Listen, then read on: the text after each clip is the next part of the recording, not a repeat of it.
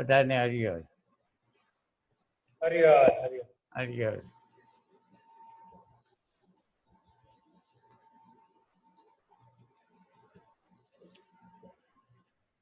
હવે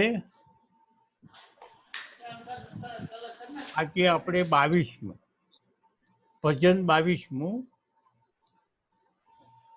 ત્રિગુણીની પાર. ત્રિગુણીની પાર. હરિહર. આ બધા શાંત થઈ જાઓ. હરિહર.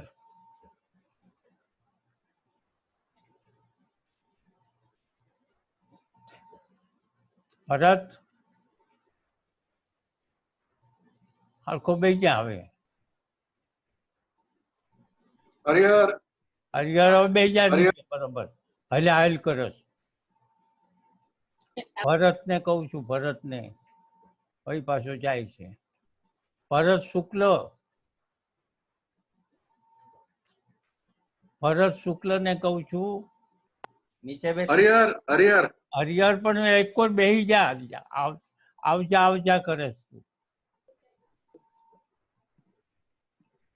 બેસી જાવે બસ. હા.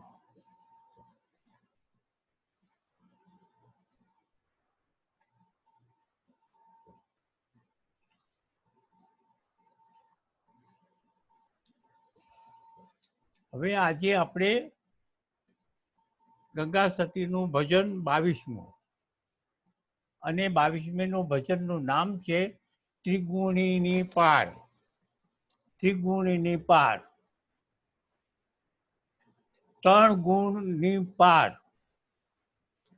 જ્યાં 3 ગુણ નથી તે. 3 ગુણ નથી તેવું એવી જગ્યા. આખા વિશ્વની પ્રકૃતિ 3 ગુણ વાળી જ છે. આખા વિશ્વની પ્રકૃતિ 3 ગુણ વાળી છે. તો હવે ક્યાં જઈશું?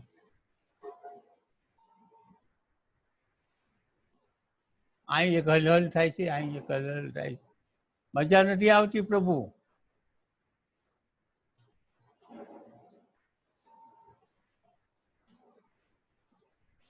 એ કોણ જાણે મારી ટેવ કુટેવ ગણો કે જે ગણો એ પણ મજા નથી આવતી. હલહલ કરો છો. ભરત તું હજી સરખો નથી બેઠો.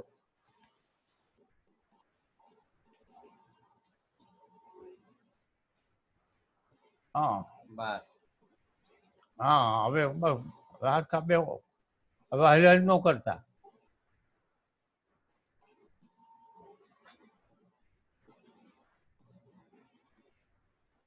ત્રિગુણીની પાર. એટલે મારે શું છે કે હું કેવું હોય ને પછી બીજું ક્યાંય વયું જાય કે તમારામાં મારી નજર જાય. એના કરતાં હાવ ધબડકો હોય તો સારું. આમાં તો શું છે બધાની નજર મારી તમારા ઉપર હોય અને તમે હલહલ કરો. પાછા જાઓ ને ગાદી તકીઓ હરકો કરો. હાલો. હવે ત્રિગુણીની પાર એટલે 3 ગુણ.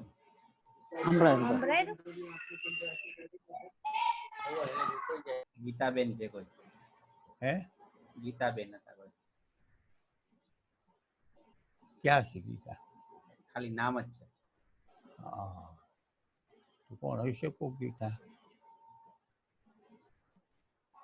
તમોગુણ, રજોગુણ ને સત્વગુણ આ 3 ગુણો છે. એ પ્રકૃતિના છે. સૂક્ષ્મ પ્રકૃતિ હોય તો એનામાં વધારે પ્રકાશિત હોય. જેમ જેમ સ્થૂળ હોય એમ પ્રકૃતિમાં તમોગુણ રજોગુણ તો છે જ. દાખલા તરીકે પથ્થર, તો પથ્થરમાં તમોગુણ રજોગુણ છે જ. ઝાડ તો ઝાડમાં છે જ. આ દરવાજો તો દરવાજામાં છે જ. વિશ્વની જે પ્રકૃતિ છે, વિશ્વની જે પ્રકૃતિ છે. બંધ કરી દો.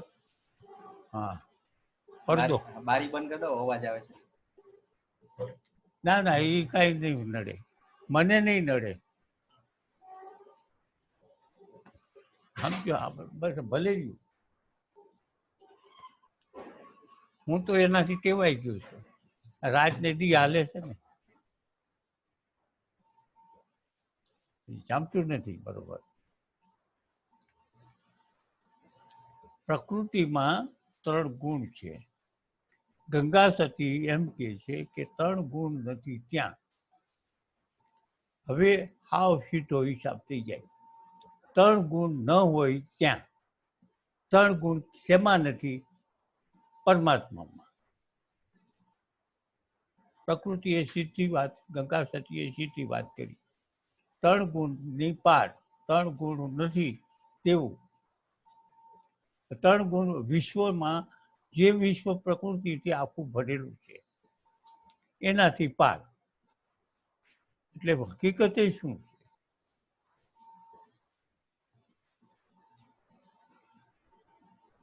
બ્રહ્માંડમાં પેલા આપણે એ ત્રિગુણીને નહીં સમજીએ ત્યાં સુધી આપણે આખું એનું ભજન નહીં સમજાય. એટલે આ બધા શાંત થઈ અને આ ત્રિગુણીનું વસ્તુ બરોબર સમજવા જેવી છે. સમજ્યા? હવે બ્રહ્માંડ, બ્રહ્માંડ શબ્દ આવે તો અસીમ. અસીમ એટલે ક્યાંય પણ જેનો છેડો નથી, કોઈ પણ જગ્યાની સીમા નથી તેવું. હવે એ અસીમ બ્રહ્મ જે છે એ શું છે? એ બ્રહ્મ તત્વ છે. જે બ્રહ્મ તત્વની વાતમાં અસીમ છે, સર્વત્ર છે, સર્વજ્ઞ છે અને સર્વકાળે છે, અનાદિ છે. એમ તો ઘણા છે એમાં ગુણ, પણ આપણને જે ઉપયોગી છે એ હું તમને કહું. બાકી તો તત્વના, પરમ તત્વના ગુણ જે છે એ પોઈન્ટ જોઈ તો ઘણા છે, પણ અત્યારે માત્ર આટલા જ જરૂરી છે. સર્વત્ર છે એ ખાસ ખ્યાલ રાખો, સર્વજ્ઞ છે એ ખાસ ખ્યાલ રાખો, અને સર્વકાળે છે. સર્વે કાળે અને સર્વત્ર, એ બેની વ્યાખ્યા બરાબર મગજમાં બેસાડો. સર્વત્ર છે અને સર્વકાળે છે, એ વ્યાખ્યા આખી બરાબર મગજમાં બેસાડો કે સર્વત્ર ખાલી બોલી જવાનું નથી, સાંભળી જવાનું નથી, વિચાર કરો. સર્વત્ર એટલે વિચાર કરો કે આખા બ્રહ્માંડમાં ક્યાંય નથી એવું ન આવ્યું. સર્વકાળે જે કીધું છે એટલે ક્યાંય કોઈ જગ્યાએ કોઈ સમયે નથી એવું નથી. અત્યારે છે, અહીં છે. સર્વત્ર એટલે સર્વકાળે, અત્યારે છે, અહીં છે, બધે જ છે. ક્યાંય નથી એવું નથી. અને ક્યારેય ક્યાંય નથી એવું પણ નથી. એટલે સર્વકાળે. હવે આ બ્રહ્માંડમાં જે પરમ તત્વ છે, જે છે એ વિશાળ, આવું મોટું, એમાં જે ગુણની દ્રષ્ટિએ 3 ગુણ એમાં નથી. ચોખ્ખું પવિત્ર છે.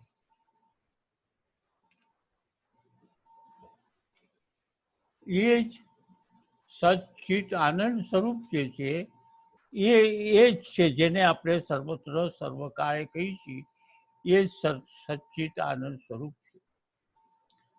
પરમાત્મા કયો, ભગવાન કયો, એ પણ એ જ છે. જેને પરમાત્મા કહીએ છીએ, જેને કૃષ્ણ કયો, જેને શિવ કયો, જે કંઈક દેવો કયો, એ પોતે છે. આખું બ્રહ્માંડમાંથી જ આખું વિશ્વ ઉત્પન્ન થયું. હવે વિશ્વ જે છે એટલે વિશ્વ આખું પ્રકૃતિનું બનેલું છે. સૂર્ય, ચંદ્ર, ગ્રહો, નક્ષત્રો એ બધું. તો પ્રકૃતિમાં 3 ગુણ છે: તમોગુણ, રજોગુણ અને સત્વગુણ. હવે એ મનુષ્યની અંદર સૂક્ષ્મ છે એટલે એમાં તાકાત વધારે છે. આપણામાં જે અહંકાર છે એ અહંકાર અતિ સૂક્ષ્મ છે. એને કારણે આપણામાં આપણું સર્વસ્વ જીવન અહંકારે લઈ લીધું છે અને એના આધાર ઉપર આપણે બધા જીવીએ છીએ. બધા જીવો તમામ મનુષ્ય સહિત. મનુષ્ય પણ તમે સ્વતંત્ર નથી. તમે સ્વતંત્ર નથી. તમે તમારા મન અને અહંકારના ગુલામ થઈ ગયા છો. કારણ કે હવે એમ કે મારું મન માનતું નથી, મને આમ લાગે છે, મને આ ભાવે છે, મારા મનમાં આવું આવ્યું, એટલે તમે મનના ગુલામ છો. બધાય મનના ને અહંકારના ગુલામ છો. અહંકાર કેમ કરો છો? આખું જીવન અહંકારના ઓર્ડર મુજબ અહંકારને ગુલામીમાં હાલશે. જો સાધના નહીં કરો તો. જો સાધના નહીં કરો તો આ સ્થિતિ આમ નામ રહેશે અને આમ નામ મરશું અને આમ નામ પાછા જન્મશું અને એ એમને ઘટમાળમાંથી બહાર નહીં નીકળી શકી.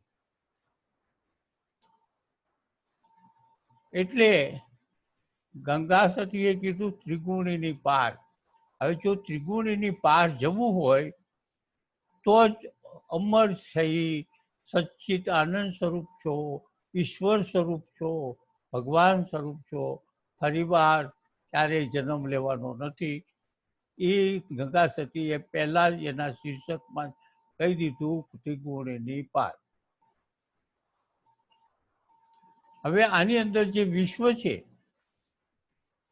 બ્રહ્મની અંદર વિશ્વ છે, બ્રહ્માંડની અંદર વિશ્વ છે, એમ હું કહું કે બ્રહ્મની અંદર વિશ્વ છે, એક જ વાત છે. એમાં વાત જુદી જુદી નથી. હવે વિશ્વ કેવી રીતે બન્યું? પરમ તત્વ તો છે જ, પહેલેથી જ અનાદિ છે. પ્રકૃતિ પણ અનાદિ છે, પણ પ્રકૃતિ બ્રહ્મમાંથી ઉત્પન્ન થયેલી છે. ગીતાએ એવું કીધું છે, 7મા અધ્યાયમાં ગીતા એમ કહે છે કે હે અર્જુન, મારી 2 પ્રકૃતિ છે, એક પરા અને અપરા. તો એમ પણ બને કે 2 પ્રકૃતિ પહેલેથી અનાદિ છે, ઉત્પન્ન તો થઈ એવું ક્યાંય દાખલો નથી પ્રકૃતિ. તો આ જે પ્રકૃતિ છે અને આનો જે પરમ તત્વ છે, એ બંનેનો યોગ એટલે બંને ભેગા, એ અનાદિ છે. બંને ભેગા અનાદિ છે. શેમાં? વિશ્વમાં, બ્રહ્મમાં. બ્રહ્મ મહાસાગર સમજો અને વિશ્વ નાનું એવું એક વાણ સમજો. વાણ તો ઉપર સપાટી ઉપર તરતું હોય, પણ આને આપણા પરમ તત્વને આપણે સપાટી જ નથી, પરંતુ એમ છે, અંદર છે, અંદર છે આખું વિશ્વ. હવે વાત કરવાની છે મારે એ કે બ્રહ્મનો યોગ અને પ્રકૃતિ બંનેનો યોગ અંદર થયો. આ યોગ હમણાં નથી થયો, અબજો વર્ષ પહેલા થયેલો છે અને એ આ યોગ કાયમી છે. પહેલેથી થયો એમ ન બોલાય કે હતો જ અને અત્યારે છે અને રહેશે, બંનેનો યોગ. હવે વાત આવે છે બ્રહ્મ તત્વની. બ્રહ્મ તત્વમાં કોઈ ક્રિયા નથી.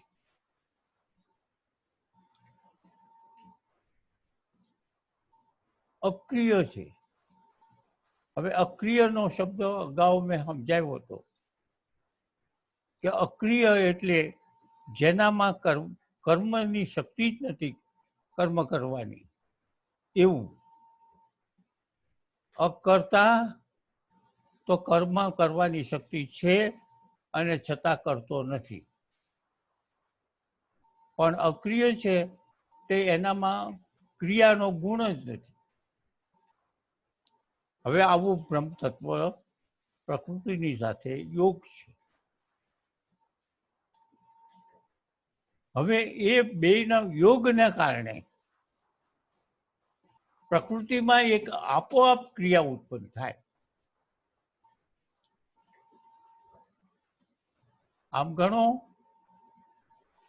તો પિતા અને માતા છે,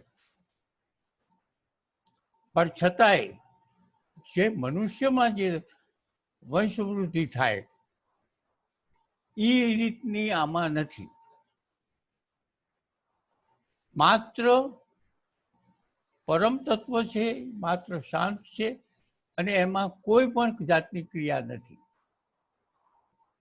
પણ છતાંય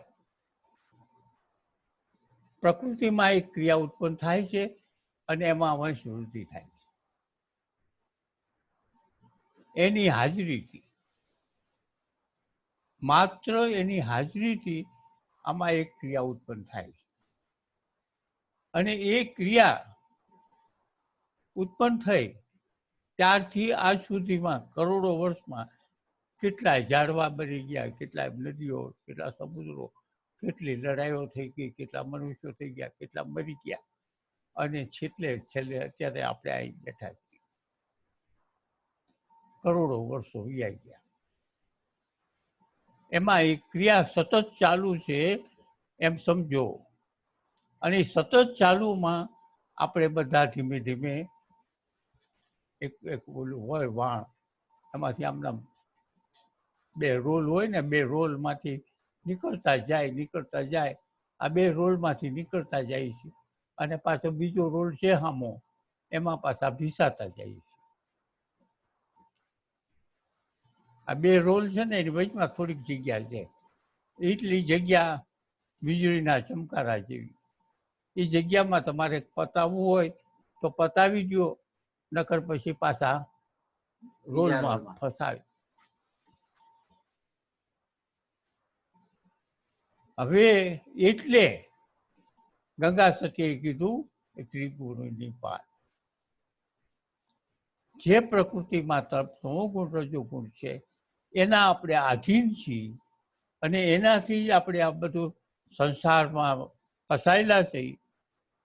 એમાંથી નીકળવા માટે ગંગા સતીએ ત્રિગુણની પાર કીધી. એમાંથી નીકળવા માટે ગંગા સતીએ શીર્ષક આપ્યું છે ત્રિગુણીની પાર. જેમાં પ્રકૃતિમાં ત્રિગુણી છે, બ્રહ્મમાં નથી.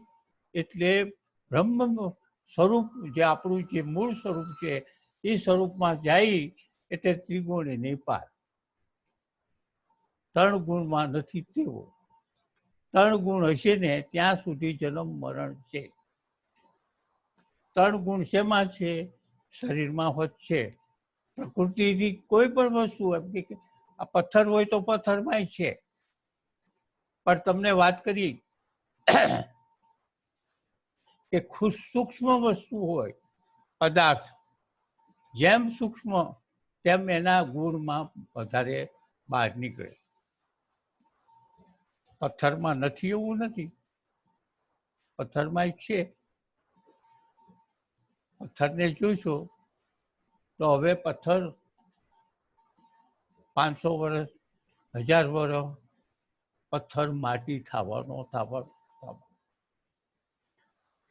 તો 500 વર્ષે માટી થઈ પથ્થરમાં, તો એની ક્રિયા 500 વર્ષ સુધી ચાલી માટી થવાની. 500 વર્ષ સુધી માટી થવાની ક્રિયા ચાલી અને આજે માટી થઈ. આજે એક જ દિવસમાં નથી થઈ, 500 વર્ષથી થઈ. તો હવે એ માટી થવાની ક્રિયા છે એમાં થઈ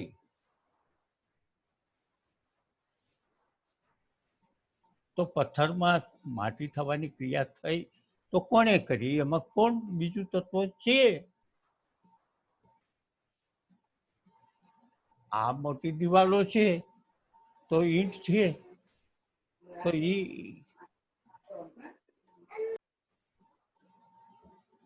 તો આ ઈંટ છે.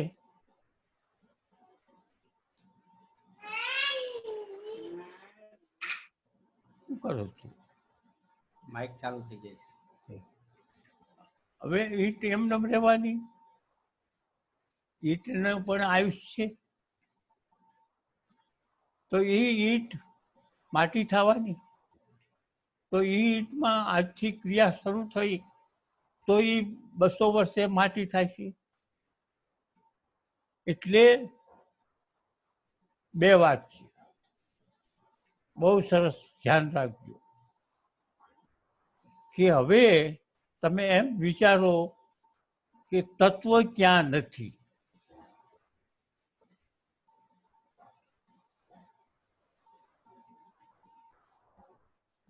ક્યાં નથી, શેમાં નથી? ફક્ત એનું વિજ્ઞાન આપણે જાણતા નથી એટલે આપણે એમ કહી કે આ તો પથ્થર છે, આ તો આમ નામ રહેવાનું. હકીકતે આપણે જન્મ્યા ત્યારથી મળશું તો એ રહેશે એટલે આપણે એમ માની લઈએ કે આ તો એમ જ છે. પણ કોઈ પદાર્થમાં ક્રિયા નથી ચાલતી એવો કોઈ પદાર્થ વિશ્વનો નથી. સૂર્યનોય નથી. સૂર્યમાંય સૂર્યની ક્રિયા ચાલુ રહી છે, ચંદ્રની ક્રિયા ચાલે, ગ્રહો બધા. અને એ જે ક્રિયા છે માત્ર પરમ તત્વની હાજરીથી આખા વિશ્વમાં. હવે સમજાયું? હવે આપણે આ બે ઓતપ્રોત છે, પ્રકૃતિ અને પરમ તત્વ, બેનો યોગ છે. યોગ કાયમી છે અને ઓતપ્રોત છે. કારણ કે મેં તમને કીધું કે આ ઈંટ, તો ઈંટમાં તત્વ છે તેથી બંને કારણે એ નાશ થાય છે. હવે એક બીજો સારો દાખલો આપું તમને. આ વસ્તુ મારે જે કેવી છે એ તમને સમજાય. આપણે મરદાને જળ કહીએ છીએ. મરદું જળ છે. જળ તો જ્યાં ચેતન ન હોય એને જળ કહેવાય. જ્યાં ચેતન ન હોય એને જળ કહેવાય. તો મરદામાં ચેતન નથી. ચેતન વગરની કોઈ એક ટાંચણી મૂકી એવી નથી. અને મરદામાં જળ છે, ચેતન છે, એ સાબિત થાય છે કે મરદું ફૂલે છે. મરદું ફૂલશે પછી ફાટી જાય છે, પછી જીવડા પડશે. તો એ ચેતન છે. ચેતન અને પ્રકૃતિનો બેનો યોગ છે મરદામાં, એટલે એ મરદું ફાટ્યું, મરદામાં જીવડા પીડ્યા, મરદામાં જે થાય તે થાય. એટલે આખા બ્રહ્માંડની અંદર ચેતન અને પ્રકૃતિ, એમાં વિશ્વ મર્યાદિત છે, બ્રહ્મ અમર્યાદિત છે. સમજી લીધું? હવે એમાંથી આપણે છૂટી અને બહાર જવું છે. બહાર તો પાછું એમાં ને એમાં રહેવું છે અને છતાંય એનાથી પર રહેવું છે.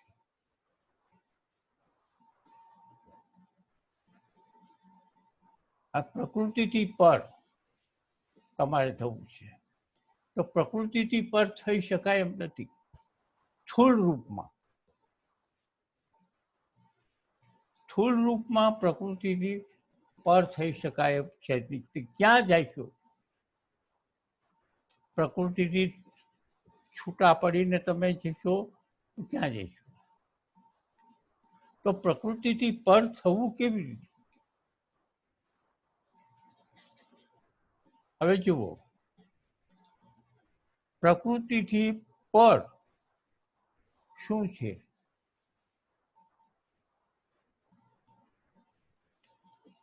પ્રકૃતિની સાથે જે આસક્તિ છે એ આસક્તિ છોડો તો પ્રકૃતિથી પર. પ્રકૃતિના જુદા જુદા જે પદાર્થો છે તમારી પાસે, પ્રકૃતિની સાથે તમારા જુદા જુદા પદાર્થો છે.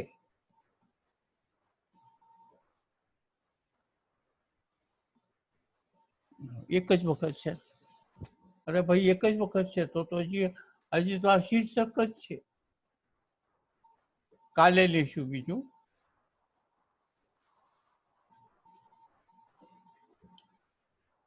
એટલે ગંગા સતીએ પ્રકૃતિથી પાર ત્રિગુણી, જેનામાં 3 ગુણ નથી તેવું, જેનામાં 3 ગુણ નથી એવું એક જ બ્રહ્મ છે.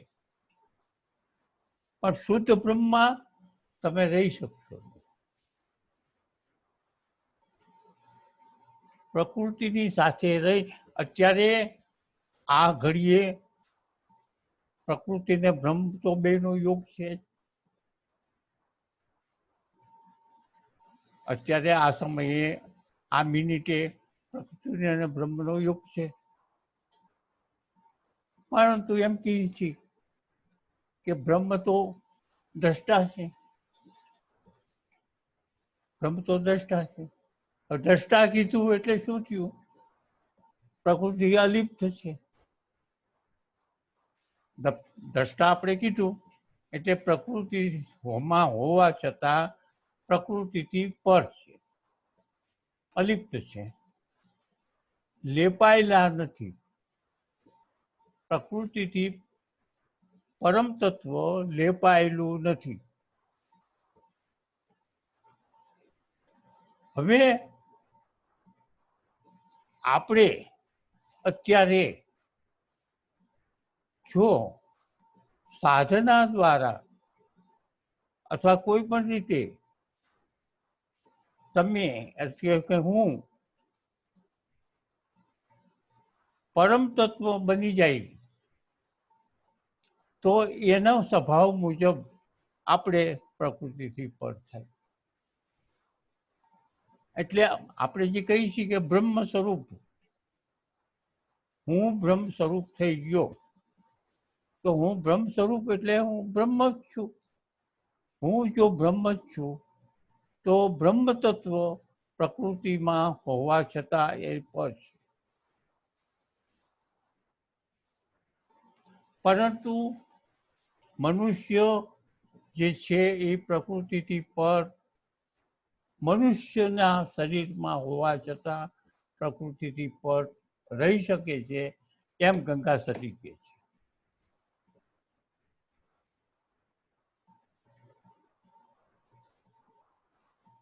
પ્રકૃતિથી પાર થવું છે છતાં મનુષ્ય તરીકે રહેવું છે. અને ગંગા સતી અને કહરસંગ, સ્વામી વિવેકાનંદ, સ્વામી રામકૃષ્ણ, નરસિંહ મહેતા, આ બધા જીવા પ્રકૃતિથી પર થઈને આપણે પણ એવી જ રીતે પ્રકૃતિથી પર થઈને પ્રકૃતિથી પર છે એમ જાણવો કેવી રીતે?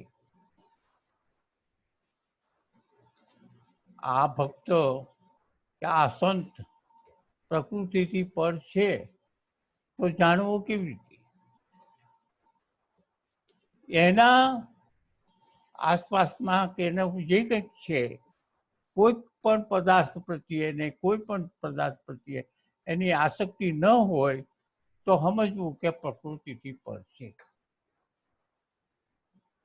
એનો ટેસ્ટ થાય. જે આપણે સમજ્યા અગાઉ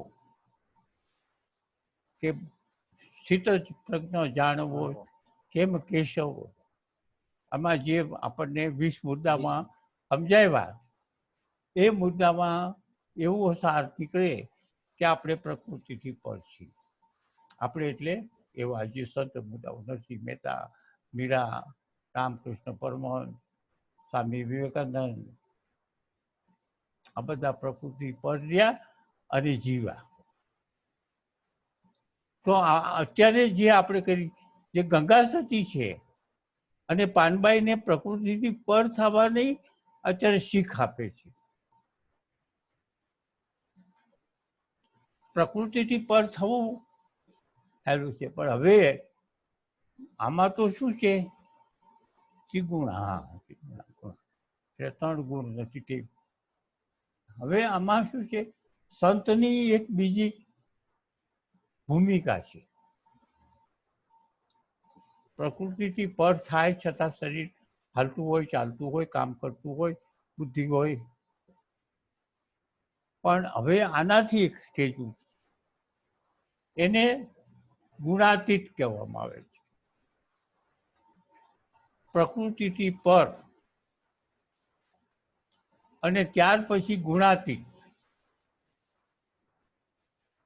ગંગા સતી ગુણાતીત, તમોગુણ, રજોગુણ, સત્વગુણ જેનામાં નથી તેવું. એ ભૂમિકા કેવી હોય કે 20 દિવસનું છોકરું હોય, 20 દિવસનું બાળક હોય, એવો સંત હોય, એ પ્રકૃતિ ગુણાતીત કહેવાય.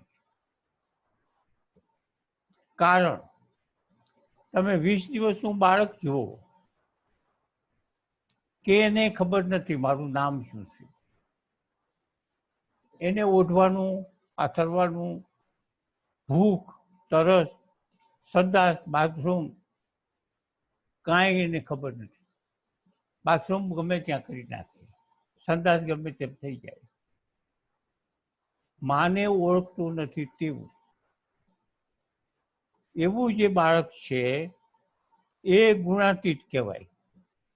કે 3 ગુણ છે છતાંય માણસને માં ઓળખતું નથી, માને ઓળખતું નથી, એટલે અહંકાર બિલકુલ નથી, મન બુદ્ધિ નથી. હવે મન બુદ્ધિ નથી એ બાળકમાં અત્યારે એ વખતે જ દેખાય. તમે એને હાર પહેરાવો તો ખુશ થાય એવું નહીં થાય. તમે એને તિરસ્કાર કરો તો એવું નહીં થાય. એટલે એને માન, સન્માન, તિરસ્કાર તો બધું ગુણાતીતમાં આવે, ગુણમાં આવે પ્રકૃતિના. એવું જે છે તે આ ગુણાતીત કહેવાય. ગુણાતીતનો દાખલો મેં કાલ પરમથી લીધો હતો, પણ ફરી વાર કહું. ગુણાતીત એક યાદ રાખજો, એ ગુણાતીતની ભૂમિકા રામકૃષ્ણ પરમહંસે કીધું છે કે ગુણાતીત સંત થાય ત્યાર પછી 20 દિવસથી વધારે જીવે નહીં. ગુણાતીત થયા પછી. હવે ગુણાતીત એટલે 20 દિવસનું બાળક જેવી એ સંતની સ્થિતિ થઈ જાય. એક રાજા હતા, રાજા. અને એક જ મિનિટ તો હવે કાલ કહીશું. ગુણાતીતનો હજી વાર છે. અને આપણે ત્રિગુણી એટલે 3 ગુણ. 3 ગુણ ગુણાતીત, જેનામાં ગુણાતીત નથી એવો. જીવન મુક્તમાં હજી સૂક્ષ્મ 3 ગુણ એટલે તમોગુણ ન હોય, રજોગુણ અને સત્વગુણ હોય સામાન્ય રીતે. અને એ શરીરનું છે, અહંકાર, મન, બુદ્ધિ નથી. ઝાડવું છે તો ઝાડમાં ગુણ નથી એવું તો નથી, કારણ કે ઝાડ એ પ્રકૃતિનો એક ભાગ છે. તો ઝાડમાં જુઓ અહંકાર નથી, મન નથી, બુદ્ધિ નથી, છતાંય ડાળિયું ફૂટે છે, કેરી આવે, પાંદડાના ટાઈમે ખરે, એની બધી ક્રિયાઓ થાય છે. પણ એ ગુણાતીત છે. એને કંઈ નથી જોતું. ઝાડવું પોતાને કેરી નથી ખાવી, પોતાને છાંયો નથી જોતો, છતાંય ગમે ત્યાંથી ચૂસી અને આપણને લોકો પરોપકારાય વહંતી નદિયા પરોપકારાય ફલંતી વૃક્ષા. પરોપકાર માટે જ વૃક્ષ ફરે છે. ફળ આપે છે. એટલે આપણે ત્રિગુણીનું પહેલા સમજી લઈ એટલે પછી આપણે આગળ વધારી. હવે ત્રિગુણીનું આમ તો સમજાઈ ગયું કે જેનામાં 3 ગુણ નથી તેવો, અને 3 ગુણ નથી એ 3 ગુણ